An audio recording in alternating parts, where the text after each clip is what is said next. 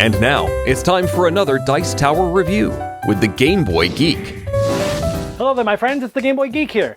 Today, we're going to be getting down and dirty, going below the earth into the mines to try to get some resources, to create some items, to then fulfill some orders that our nice little patrons want from above the earth.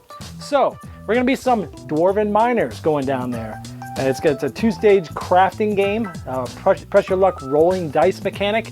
It's a lot of fun, gateway game. Let's check it out, get down and dirty, and see what it's like.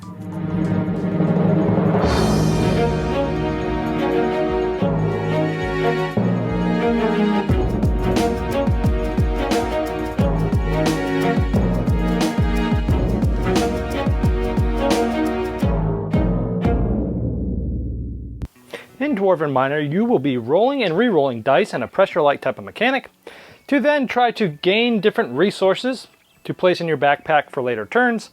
And hopefully those resources will then allow you to craft items, and items will craft orders, which will score you points, and you'll be trying to get to the 30-point finish. So let's talk about how this works. At the beginning of the game, you're given 3 patron cards. Now these cards are nice and big, and the artwork on them is great. Let's take a look at one of these. We have a tracker. Now, what we're trying to do is fulfill an order for them, and if we do so, we're able to get 10 points and activate a special ability. A one-time ability, sometimes they go longer. But in this case, all other players roll 1 fewer dice until it's your turn again, then discard. So we'd be able to do that and get 10 points if we fulfill their order. And what they need is a sword, they need the adventurer's kit, and they need the blunderbuster gun. So let's look at how you would go about fulfilling some of these orders.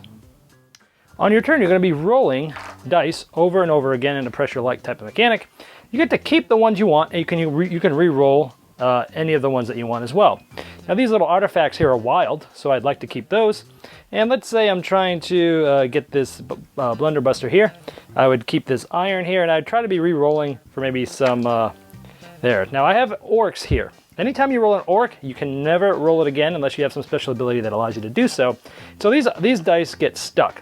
Now here comes the pressure luck, as if I had this and maybe I needed it for one item, but I was really working on the other item. I might want to re-roll this and continue to roll it as many times as I want until either I want to stop or another orc comes up like that. In this case, I stopped with 3 artifacts, and again, that is the one wild resource in the game, so I could use these for anything. Now we see here on this blunderbuster, I need 2 dusts, 1 iron, and 1 gold, and I have 3 wild here. So let's talk about what I can do with these resources. Now since I ended up with 3 and I'm carrying them over to the next turn, every color has a backpack. This is the purple backpack for the purple player. In here we have 4 little places that you can put resources to carry over to the next turn. I can only carry up to 4 of them at the beginning of the game. And here we can stage the actual items for later. So I hold these in my backpack till next turn while I'm trying to get some of the items. However, these items aren't always safe because on some of the dice, there are burglar icons like this one here, and if someone rolls 1 burglar in there and they stop, they can take 1 item, 1 resource from your backpack and steal it from you. If they get 2, they could steal either a item from your a resource from your backpack, or if you had an item stashed here that you were trying to craft, they could steal that too. And now we'll go on to sort of looking at the vaults here. There are some vaults that you can get. Now, some of them you can get these by special actions on some of the patrons that you finish, but by general you get these 2 iron and 2 Mithril resources here. And if you get those 4, then you get this vault. And the vaults are nice, they're very thick.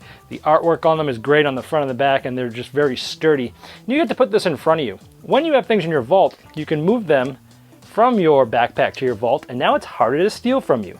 It can hold 2 resources and an item. And so you'd be moving all your stuff to your vault. Now, in order for someone to steal something from your vault, they would have to get 3 burglars. If they roll 3 burglars, they could steal either a resource or an item. If they roll 4 burglars, they can steal all the items, all the resources, and your entire vault, and they actually steal the whole thing from you. So you can protect yourself by putting things in vaults, but they can still get stolen. It's just a lot harder. Also to note that you can only do 1 burglar action per turn. So let's say on my next turn with my rolls, I was able to get the final resource for the blunderbuss. These would get traded in and they would leave my backpack. And if I wanted to and I needed to, I could carry over that item in my backpack for later. Again, we have 2 places for items here. So as we can see, we have gotten this. And let's say over the next few turns, we got the adventure kit. We have these 2 items here, and we need a 3rd one, and we get the sword here, the mithril sword. And let's say on our next turn after that, we're able to get the sword, and we have these 3 items, 1, 2, 3. That completes the tracker. At that point, I can then say I've completed them. I would show everybody I completed them. I would get my 10 points and look at and do the special activation. Of course, once I've scored, I was able to move my purple guy to the 10 because I scored 10 points. And you can see how that sort of weaves in and out, and the first one to 30 there wins. Once they completed their patron, they put it in the discard pile, and they get to grab 2 cards of the patrons to look at, and they get to choose 1 and put 1 in the discard pile. Now, here we go. Here's some other, just going to show you a couple of these other patrons. I'm not going to show you all of them, but just a few. Here's the Berserker. He's 13 points. You need 4 items, and each of the other players roll the dice once. For every orc rolled, that player receives 1 victory point, then discard. The Monk. Every monk played increases the value. So they start at 3 points, but no matter who has a monk out, every monk increases that point value by 1, and you only need 2 items to get him. The Alchemist. 3 items you need. He's 5 points, and he lets you discard this card to change any one of your crafted items to any other items. The Chieftain. He's the most powerful one, I believe. He gives you 15 points, half of what you need to win the game. You need 4 items. 2 of which are really hard to get because they both need 4 resources. All other players gain a free crafted item of their choosing. So you want to use him Toda at the end of the game. So there's some of the other patrons. And we'll just take a quick look at some of the resources up there at the top of the board. Those are the ones that you get as you're rolling the dice to get these nice items. And you can see the artwork on this is just excellent. All different types of items here between swords and armors and staffs and arcana type of stuff, wizardry, and just some really cool things. Those are some of the items and what they look like. Yeah, we'll just take a quick look at some of the resources up there at the top of the board. Those are the ones that you get as you're rolling the dice to get these nice items. And you can see the artwork on this is just excellent. All different types of items here between swords and armors and staffs and arcana type of stuff, wizardry, and just some really cool things. Those are some of the items and what they look like. So you continue on doing this through your turns, rolling dice, getting resources, getting items, crafting items, finishing patrons, activating them, doing your turns, getting points all the way to the 30th. The first one to 30 wins. One last thing to note is that there's an orc and iron on every one of the 6 die. Those are the only 2 things that are on every 6 die. And everything else is only on 4 of the 6 die. So when you're re-rolling dice, you may want to look to see if it actually has the resource that you're looking for. But overall, that's how you play Dwarven Miner. All right, well, there's Dwarven Miner. You know, this is a lighter gateway style game that I really did find enjoyable. It was quite pleasant. Chucking dice is always fun. Having those different patrons to try to figure out which one you want to do and which action you want to activate when you get their order completed. And you're constantly looking at your points versus, okay, well, which one of these is going to get me there faster? So it was good in that respect. The most fun for me and my group was stealing the items from each other. When you're rolling those burglars and you're stealing an item and you steal an item once or twice or 3 times from somebody over the course of the game and they're like, darn it, I got to get a vault. And so they work really hard to get a vault and they get one of those and then they get those. And then you throw 3 or 4 burglars and you get to steal everything out of their vault and they get, that was the most fun for me. Now, it didn't happen as often as you might expect. Actually, the first time we played the game, we were stealing way too much. We were playing it wrong because you can only steal 1 burglar item per turn. So if you throw 3 burglars, you can't steal 3 items, 3 single items. You can do one or the other. So we played it wrong at first and it was kind of crazy. But once we played the actual rules, the stealing was just enough that it was interesting. It made you really think about whether to put your stuff in your backpack or your vault. And it was still fun stealing stuff. That to me was the most fun of the game, actually. But crafting those items and figuring out what you're going to roll for and pushing your luck to see if you can get what you really want or get something for a secondary item, it was just quite pleasant. So overall, it's a good light game. It's a positive review. I could recommend it for a good gateway style game if you like the theme, if you like dice rolling. It's very easy to have non-gamers come in and play a game like this.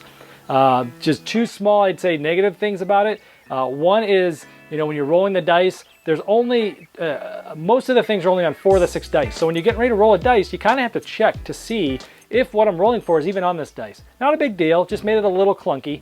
The other thing was, the bigger deal I'd say is the downtime. My favorite is with 2 players. It's very streamlined, it's very fast. When the other player's playing, you're thinking. By the time it's your turn, you're ready to roll. With 3 players, it was just noticeable, the downtime. So, you know, the next player's going and I'm thinking, I know what I'm going to do on my move next turn, and then I'm waiting for someone to roll. And since I don't really have a whole lot invested in what they're rolling and what they're doing, and what they're trying to do, you got some downtime there. 4 players for me it was too much downtime, but for 2 and 3 players, this is a great game, and I definitely highly recommend this for any gateway style game. The Dwarven Miner from Rather Dashing Games.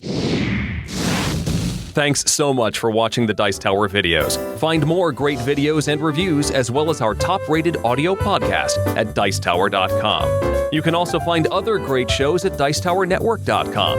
I'm Eric Summerer, and you've been watching The Dice Tower.